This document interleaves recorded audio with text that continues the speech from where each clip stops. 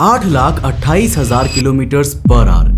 इस स्पीड से हमारा पूरा सोलर सिस्टम मिल्की वे के सेंटर के अराउंड ऑर्बिट कर रहा है। इस इनॉर्मस स्पीड के बावजूद जानते हो हमें मिल्की वे का एक चक्कर लगाने में पूरे 23 करोड़ साल लगते हैं। यानी आज हमारी धरती मिल्की वे के जिस कोने में मौजूद है ना, लास्ट टाइम हम यहाँ तब आए थे जब धरती पर डायनासोर्स ने बस जन्म ही लिया था। डायनासोर्स आए, करोड़ों साल धरती पर राज किया और फिर एक एस्ट्रॉइड की टक्कर से खत्म हो गए।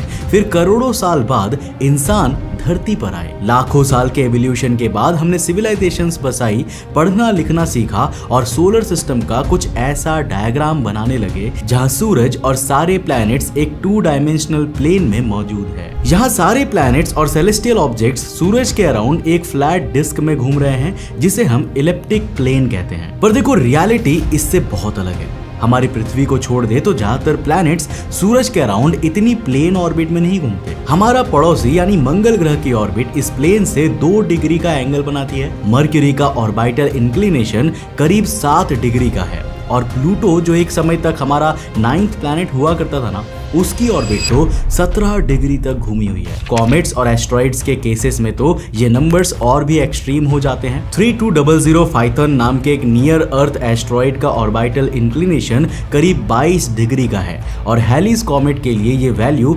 162.3 डिग्री की है। यानी ये सूरज के अराउंड दूसरे प्लैनेट से ऑपोजिट डायरेक्शन में ऑर्बिट करता है। यानी धरती की तरह सोलर सिस्टम भी फ्लैट नहीं है बल्कि एक 3 डायमेंशनल सिस्टम है। ऐसे में सवाल ये उठता है कि आखिर सोलर सिस्टम के ऊपर और नीचे क्या है और क्या यहाँ कुछ ऐसी मिस्ट्रीज छिपी हुई है जिनसे हम इंसान आज भी अनजान हैं। इन्हीं सवालों के जवाब हम आज के इस वीडियो में जानने वाले हैं। सो हेलो गाइस, मैं हूं कौशिक और चलिए शुरू करते हैं एक और नए एपिसोड को। दोस्तों वीडियो में आगे बढ़ने से पहले जिस तरह आप मेरे साथ YouTube पे कनेक्टेड हो, मैं चाहूंगा कि आप उसी तरह मेरे साथ Instagram पे भी जुड़ जाओ। ये है मेरा Instagram का user handle, link description box में है, जाके फॉलो कर लेना। दोस्तों जब बात धरती की होती है ना, तो यहाँ ऊपर और नीचे का कॉन्सेप्ट बिल्कुल क्लियर होता है। देखो हमारे पैरों के नीचे जमीन है और सर के ऊपर आसमान है, क्योंकि धरती की ग्रेविटी हमेशा हमें सेंटर की ओर पुल करती है। लेकिन इस असीम ब्रह्मांड में ना कोई जमीन है और ना ही कोई आसमान। धरती की तरह नॉर्थ साउथ ईस्ट वेस्ट का कॉन्सेप्ट भी यहाँ पर नहीं है। यहाँ अगर हमें किसी चीज का ऊपर या नीचे डिफाइन करना है तो कुछ रेफरेंस पॉइंट मानकर चलना पड़ता है। जैसे सोलर सिस्टम के केस में इक्लिप्टिक प्लेन को रेफरेंस पॉइंट माने तो 7 डिग्री के ऑर्बिटल इंक्लिनेशन के साथ मर्क्यूरी कभी सूरज के प्लेन के रिस्पेक्ट में 7 डिग्री ऊपर होता है और कभी 7 डिग्री नीचे। यानी इसकी पूरी ऑर्बिट एक टिल्टेड सर्कल की तरह है जो प्लेन को क्रॉस करते हुए ऊपर नीचे झुकती रहती है। अब अगर बात करें पूरी मिल्की वे गैलेक्सी की, तो इस केस में हमें अपने कंपास को थोड़ा और बड़ा करना पड़ता है और यहाँ पर कॉन्सेप्ट आता है गैलेक्टिक प्लेन का। ये ठीक वैसा ही कॉन्सेप्ट है जैसे सोलर सिस्टम के केस में इक्लिप्टिक प्लेन होता है। बस फर्क ये है कि गैलेक्टिक प्लेन 1-2 करोड़ किलोमीटर्स में नहीं बल्कि 1 लाख लाइट ईयर्स में फैला हुआ है। अब अगर हम इस प्लेन से ऊपर की ओर 90 डिग्री की एक परपेंडिकुलर लाइन बनाते हैं तो हमें मिलता है गैलेक्टिक नॉर्थ पोल, जो कि एक इमेजिनरी पॉइंट है जिसकी लोकेशन को मैथमेटिकल कैलकुलेशंस के आधार पर कोमा बेरेनिसिस कॉन्स्टेलेशन में अज्यूम किया जाता है। वहीं नीचे की ओर 90 डिग्री की परपेंडिकुलर लाइन बनाए तो ये स्कल्प्टर नाम के कॉन्स्टेलेशन में अज्यूम किया जाता है जिसे हम गैलेक्टिक साउथ पोल कहते हैं। अब आपके दिमाग में चल रहा होगा कि अगर यूनिवर्स की स्केल पर ऊपर या नीचे जैसा कुछ होता ही नहीं है तो इधर हमने गैलेक्टिक नॉर्थ और गैलेक्टिक साउथ पोल को कैसे डिसाइड किया। तो देखो साल 1959 में ना इंटरनेशनल एस्ट्रोनॉमिकल यूनियन ने गैलेक्टिक कोऑर्डिनेट सिस्टम की एक डेफिनेशन फाइनल की थी जिसमें गैलेक्टिक नॉर्थ और साउथ पोल को धरती के सेलेस्टियल पोल के रेफरेंस से जोड़ दिया गया था। यानी गैलेक्टिक कोऑर्डिनेट सिस्टम को ऐसा ओरिएंट किया जाए कि उसका नॉर्थ डायरेक्शन धरती के नॉर्थ सेलेस्टियल पोल के करीब आए। अब इन्हीं गैलेक्टिक नॉर्थ पोल और साउथ पोल के आधार पर हम मिल्की वे के लैटिट्यूड और लॉन्गिट्यूड को भी डिफाइन कर पाते हैं, ठीक वैसे ही जैसे हमने धरती पर लैटिट्यूड और लॉन्गिट्यूड डिफाइन किया हुआ है। मिल्की वे की स्केल को वापस छोटा करते हुए अगर हम सोलर सिस्टम में लौटे तो यहाँ हमें डस्ट की एक लेयर मिलती है। देखो सोलर सिस्टम की बिलियंस ऑफ ईयर्स की हिस्ट्री में न जाने कितने ही एस्ट्रॉइड एस्ट्रॉइड्स आपस में टकराए हैं। कॉमेट्स सूरज और दूसरे प्लैनेट्स की ग्रेविटी के इन्फ्लुएंस में आकर चकनाचूर हुए हैं और कुछ एग्जांपल्स तो हमें प्लैनेट्स और मून्स के टकराने के भी मिलते हैं। इन घटनाओं के दौरान अनगिनत टाइनी पार्टिकल्स हमारे इनर सोलर सिस्टम में फैल गए थे, जिन्होंने इनर सोलर सिस्टम के अराउंड डस्ट का एक क्लाउड बनाया हुआ है। ये क्लाउड ना सिर्फ एक्लिप्टिक प्लेन पर है बल्कि उसके ऊपर और नीचे भी फैला हुआ है और इसे हम इंटरप्लैनेटरी या ज़ोडिएकल डस्ट क्लाउड बोलते हैं। ये dust cloud mainly inner solar system में ही फैला हुआ है क्योंकि एस्ट्रॉइड बेल्ट के पार जुपिटर, सैटर्न, यूरेनस और नेपच्यून जैसे जायंट प्लैनेट्स जो ज्यादातर इंटरप्लैनेटरी डस्ट को अपनी ग्रेविटी से अट्रैक्ट कर चुके हैं या फिर इन्हें अपनी रिंग्स में बदल चुके हैं। इसके बाद आता है क्वाइपर बेल्ट जो सूरज से 30 to 50 एस्ट्रोनॉमिकल यूनिट्स दूर का रीजन है।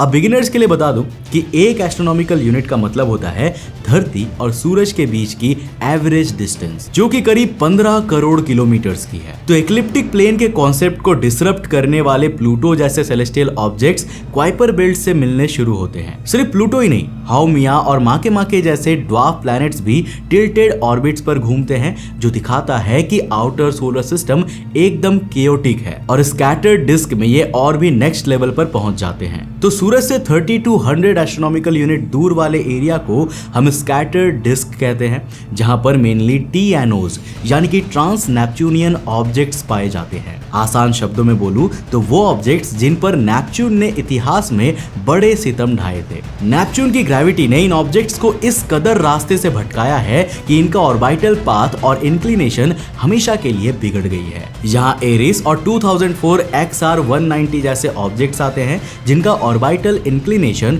45 डिग्री से भी ज्यादा है। इवन प्लैनेट 9 जो कि सोलर सिस्टम का सबसे बड़ा रहस्य बना हुआ है, उसका एग्जिस्टेंस भी इसी स्कैटर्ड डिस्क में माना जाता है। हालांकि फिलहाल ये सिर्फ एक हाइपोथेसिस है जिसका सॉलिड एविडेंस वैज्ञानिकों के पास नहीं है। तो स्कैटर्ड डिस्क के बाद में आता है सोलर सिस्टम का सबसे मिस्टीरियस रीजन जिसे हम ऊट क्लाउड कहते हैं। एस्ट्रोनॉमर्स मानते हैं कि ये ट्रिलियंस ऑफ आइसी बॉडीज से बना हुआ ये स्फेरिकल शेल है जो हमारे सोलर सिस्टम को घेरे हुए है, जो सूरज से 20,000 से 2 लाख एस्ट्रोनॉमिकल यूनिट्स तक दूर फैला हो सकता है, जो ऑलमोस्ट 3.2 लाइट ईयर्स के बराबर की डिस्टेंस है। अब हो सकता है कि ये रीजन और भी ज्यादा दूर तक फैला हुआ हो या फिर उतना बड़ा ना भी हो, क्योंकि रियलिटी में हमने कभी इसे डायरेक्टली देखा ही नहीं है। वैज्ञानिकों ने बस एक ऐसे रीजन को अज्यूम कर लिया है क्योंकि कुछ ऐसे लॉन्ग पीरियड कॉमेट्स हैं जो कि क्वाइपर बेल्ट के पार से भी आते हैं और लाखों साल में सूरज का एक चक्कर लगाते हैं, जैसे कॉमेट C/2013 A1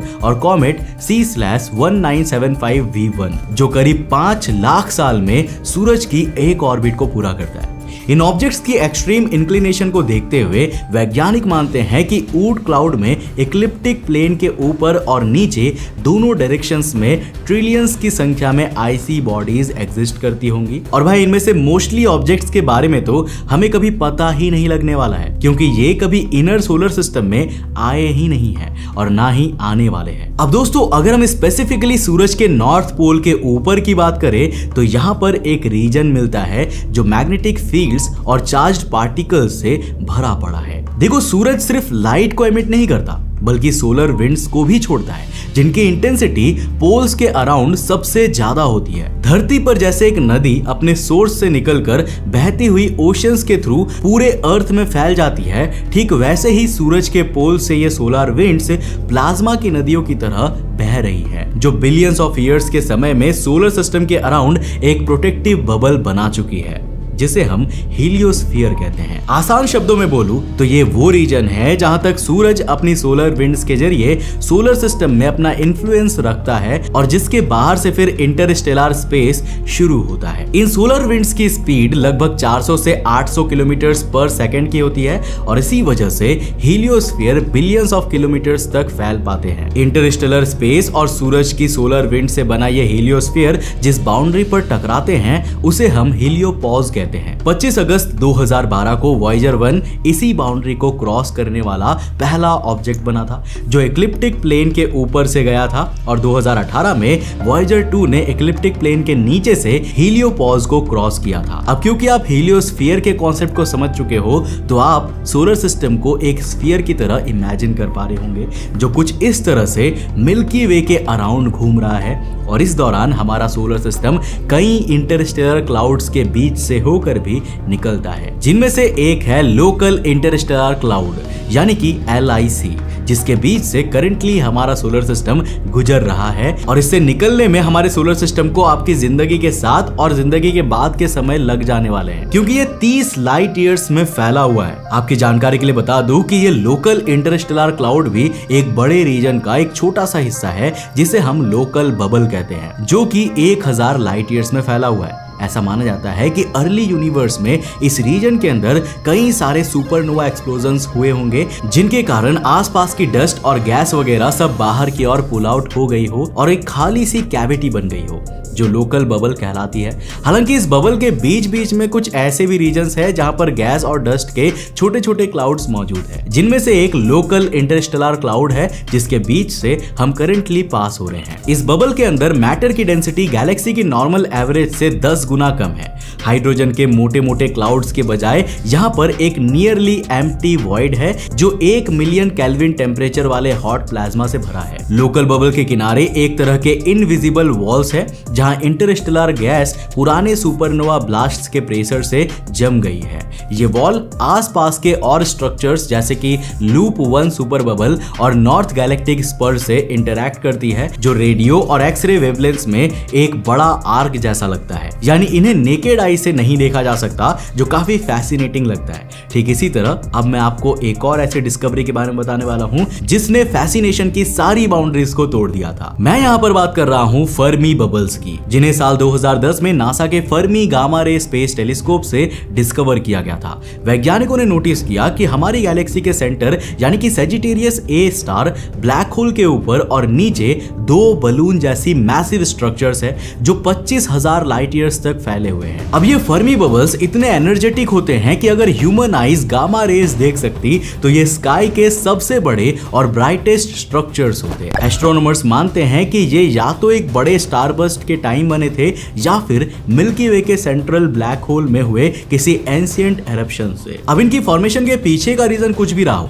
ये स्ट्रक्चर्स हमें दिखाते हैं कि गैलेक्सी के कोर की एनर्जी गैलेक्टिक प्लेन में ही नहीं बल्कि इसके ऊपर और नीचे भी फैलती है, और यहाँ भी इतनी सारी चीजें हैं जिनसे धीरे धीरे हमारा सामना हो रहा है। लेकिन एक चीज ऐसी भी है जिसके बारे में हम जानते तो काफी पहले से ही हैं, पर उसकी डिस्कवरी हम आज तक नहीं कर सके हैं, और उसकी प्रेजेंस सोलर सिस्टम के ऊपर और नीचे हर जगह मानी जाती है।